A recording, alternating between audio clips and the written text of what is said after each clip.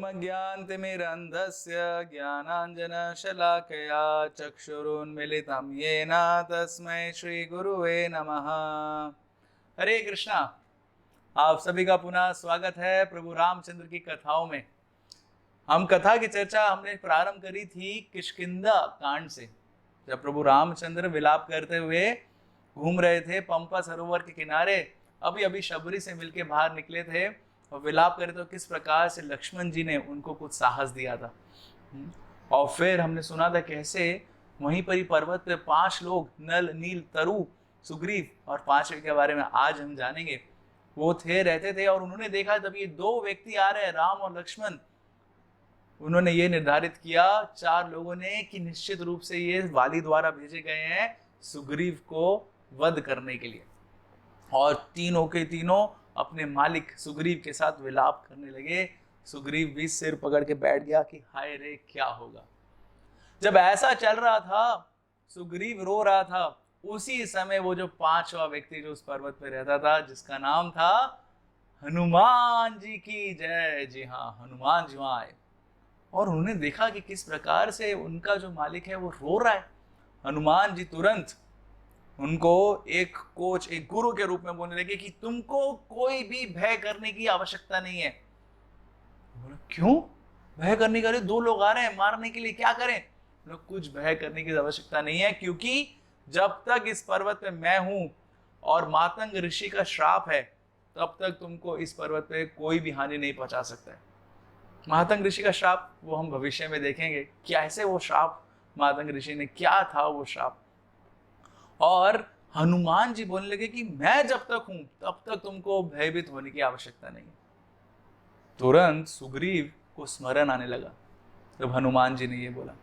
उसको स्मरण आने लगा कि किस प्रकार से जब वो अपने भाई से बचने के लिए इस एक पर्वत पे, ऋषिमुख पर्वत पे आके रहने लगा था, जिसमें मातंग ऋषि ने ये श्राप दे रखा था कि वाली अगर आएगा इस पर्वत पर और इसको छू भी देगा या इसका किसी भी एक पौधे या पेड़ को हानि पहुंचाएगा, तुरंत वो मृत्यु को प्राप्त हो जाएगा। तो सुग्रीव भागते भागते वाली से किसी प्रकार से ऋषिमुख पर्वत के ऊपर आके उसने अपना आश्रय लिया था। और जैसे ही वो आया था, वाली ने सोचा कि अरे ऐसे कैसे छोड़ दूंगा। वाली बहुत शक्तिशाली था। उसका शक्ति का वर्णन हम लोग अपने भविष्य के सत्रों में करेंगे, कितना शक्ति थी उसके पास। तो वाली जब अपनी गायत्री करने जाता था तो ऐसे बताते 4 जो समुद्र हैं उन समुद्रों में जाता था अपनी गायत्री करने के लिए। हम सुनते हैं गायत्री जो होती है वो ब्राह्मण जो होते हैं वो करते हैं दिन में 3 समय पे, जब सूर्य उदय होने वाला उससे पहले, एक दोपहर के समय जब सूर्य एकदम चोटी पे है, परम सीमा पे, और शाम के समय जब संध्या हो रही है ना, सूर्य अस्त होने वाला है।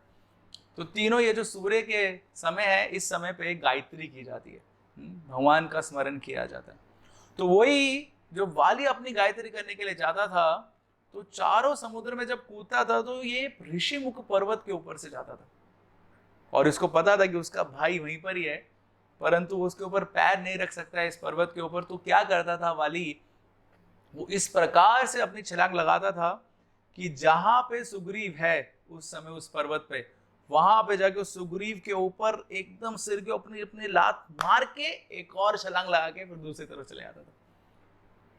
और उस समय सुग्रीव एकदम लात खा के एकदम नीचे बैठ जाता तो उसको प्रभाव होता था, उसको लगता था हाय अब मैं मर ही गया बस। तो अभी वैसे तो अपने बड़े भाई की लात प्राप्त करना बहुत अच्छा होता है, माना जाता है, लेकिन यहाँ पे सुग्रीव बिल्कुल भी खुश नहीं था। और दिन में इतनी बार लातें मिलती थी और सुग्रीव बचना भी चाहता था, लेकिन वाली कहीं ना कहीं से उसको ढूंढ लेता था। और वाली एकदम पक्का था समय का। सुग्रीव को पता रहता था कि किस समय उसको लात मिलने वाली है, वो एकदम अपने आप को प्रिपेयर करके रहता, वहीं पर लात में दिखा और फिर वाली आगे चले जाता। तो सुग्रीव बोल रहा था कि ऐसा जीवन जीने से क्या फायदा, जब बार बार लात मिल रही है, बार बार डिफीट मिल रही है। तो देखिए हमारे जीवन में भी ऐसा होता है कभी कभार, जब हमारे जीवन में भी कोई कार्य कर रहे हैं और बार बार हमको विफलता मिल रही है, बार बार हम असफल हो रहे हैं, तो व्यक्ति जो है अपना उत्साह, अपना साहस छोड़ देता है कि क्या करूं, अभी नहीं हो रहा है। और ऐसे ही सुग्रीव के साथ भी हुआ। परंतु उस समय एक बार की बात है जब सुग्रीव ऐसा सिर पकड़ के बैठा ही था कि कोई मेरी मदद नहीं कर सकता, अभी लात पड़ने वाली वापस, और उसने देखा समय हो रहा है, 3, 2, 1, अभी पड़ेगी लात, लेकिन लात नहीं पड़ी।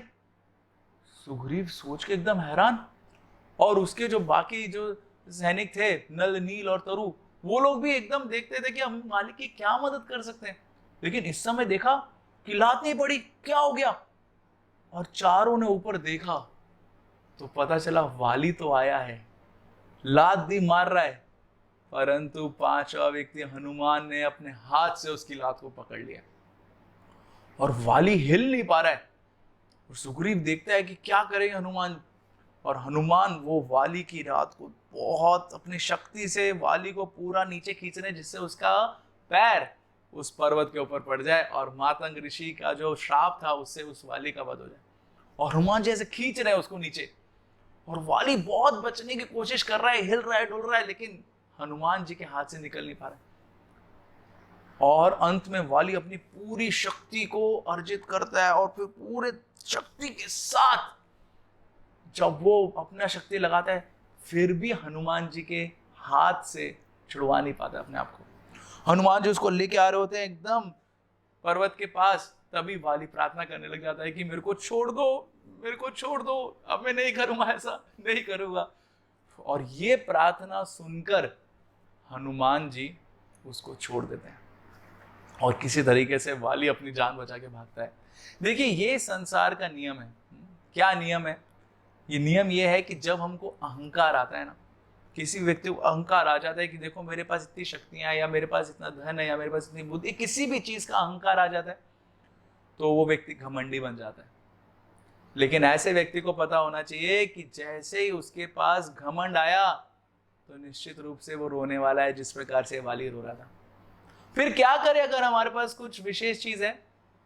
तो भगवान बताते हैं भगवत गीता में कि कैसे हमको विनम्र होना चाहिए अगर हमारे पास कुछ ऐश्वर्य है। तो उदाहरण दिया जाता है, कैसे कोई पेड़ है जिसके ऊपर बहुत सारे फल है, तो वो पेड़ क्या करता है? झुक जाता है। उसी प्रकार से जो भी व्यक्ति इस संसार में जिसके पास बहुत सारे ऐश्वर्य हैं, उसको झुकना चाहिए, उसको दूसरों की मदद करना चाहिए, उसको अपने ऊपर घमंड नहीं लाना चाहिए। ये हमको यहाँ से शिक्षा मिलती है। और दूसरी शिक्षा ये मिलती है कि जब सुग्रीव को कुछ भी रास्ता नहीं दिख रहा था, वो हतोत्साहित होकर बैठ गया था, उस समय उसकी मदद के लिए कौन आया? हनुमान जी आए। यानी कि वो व्यक्ति जो उससे ज्यादा शक्तिशाली था, उसकी मदद कर सकता था। तो कई बार हम अपने आप में उलझ जाते हैं और सोचते हैं कि मेरी समस्या का समाधान मेरे को ही निकालना है, लेकिन किसी से मदद नहीं लेते हैं। तो अगर हमको ऐसे हतोत्साहित हो रहे हैं, तो हमको अपने मन की तरफ नहीं घूमना चाहिए, हमको मदद लेनी चाहिए दूसरों से। क्या पता वो हेल्प कर दे हमारी। और मदद अक्सर किससे ले सकते हैं? जो हमारे से वरिष्ठ हैं, या हमारे गुरुगण हैं, या आध्यात्मिक रूप से जो प्रचार कर रहे हैं, जिनको हमसे ज्यादा ज्ञान है, उनसे हम कुछ ना कुछ मदद मांग सकते हैं और वो हमारी मदद भी कर सकते हैं। तो अब ऐसा हुआ, वाली को भगा दिया हनुमान जी ने, तो सुग्रीव को थोड़ा शांति मिला था। और सुग्रीव वही चीज का स्मरण करने लगा कि अरे उस समय वाली भाग गया और उसके बाद कभी नहीं आया डर की वजह से, परंतु ऐसा लग रहा है कि ये जो 2 लोग आए हैं, ये वाली द्वारा भेजे गए हैं। और वाली खुद नहीं आ रहा है, परंतु इन क्षत्रियों को भेजा है मेरा वध करने के लिए। और सब लोग देखने लगे उन 2 लोगों की तरफ। और नल, नील और तरु के हिसाब से उन्होंने बताया था किस प्रकार से बहुत ही लंबे चौड़े 2 लोग आ रहे हैं, और उनके हाथ में तीर है, धनुष है, और देखने से क्षत्रिय लग रहे हैं, बहुत ही ज्यादा शक्तिशाली लग रहे हैं, और निश्चित रूप से तुम्हारा वध करने के लिए आ रहे हैं। परंतु जब वो ऐसा विचार कर रहे थे, हनुमान जी ने बोला कि अरे सिर्फ बाहरी रूप से इनकी आप जज करोगे, इनको सिर्फ बाहरी रूप से इनको देखोगे, अंदरूनी रूप से भी तो पढ़िए। हनुमान जी ने कहा कि देखो इनके चेहरे को, इनका चेहरा शोक में डूबा हुआ है, ये भी बहुत ज्यादा दुख में है किसी ना किसी कारणवश। और इनका चाल चलन देखो, इनके जो शरीर की बनावट है, भले ही क्षत्रिय है, लेकिन इनके शरीर में एक तेज है। ऐसा लग रहा है कि ये भगवान ही है स्वयं जो यहाँ पर आए हैं। नहीं तो इतना तेज, इतना अच्छा सुंदर, जो इनको देखते ही एकदम मन भा रहा है, ऐसा प्रतीत नहीं होता। तो देखिए यहाँ पे दो लोगों ने अलग अलग तरीके से दर्शन किया, राम और लक्ष्मण का। तो हमको भी अपने जीवन में जब हम दूसरों का दर्शन करते हैं तो ये देखना चाहिए कि सिर्फ बाहरी रूप से देख के किसी भी व्यक्ति के ऊपर कुछ भी लेबल नहीं लगा देना चाहिए कि ये ऐसा है, गुस्सा वाला है, कि या फिर ये अच्छा व्यक्ति नहीं है, ये बुरा व्यक्ति है, या ये अच्छा व्यक्ति, ऐसा नहीं करना चाहिए। हमको उसके हृदय के अंदर भी जानने का प्रयास करना चाहिए। ये भी हमको राम राज्य लाने के लिए बहुत ज़्यादा आवश्यक है। जैसे प्रभुपाद जी जब गए विदेश में और वहाँ पे जाके प्रचार कर रहे थे, तो वहाँ पे उनके शिष्यों ने बहुत लंबी सी एक गाड़ी लेके आए, लैम्बोर्गिनी, और उसमें प्रभुपाद जी को लेके गए। और वहाँ पे एक रिपोर्टर था। उस रिपोर्टर ने प्रभुपाद जी से पूछा कि स्वामी जी, आप तो वैराग्य के बारे में बता रहे हैं, आप तो साधु हैं, धर्म का सब प्रचार कर रहे हैं, ये इतनी बड़ी गाड़ी में क्यों घूम रहे हैं आप? क्योंकि उसको लगा कि साधु कैसे इतनी बड़ी गाड़ी में घूम रहे हैं। तो प्रभुपाद जी ने उत्तर दिया कि देखो, हम लोग ये नहीं सोच रहे हैं कि बड़ी गाड़ी मेरे खुशी के लिए या मेरे आनंद के लिए, हम ये देख रहे हैं किस प्रकार से हम हर एक चीज भगवान की सेवा में इस्तेमाल कर सकते हैं। और ये बड़ी गाड़ी अगर मेरे को दूसरी जगह जल्दी पहुंचा रही है, जिससे मैं वहां पे जाके भी भगवान का प्रवचन कर सकूं, तो इसमें क्या बुराई है?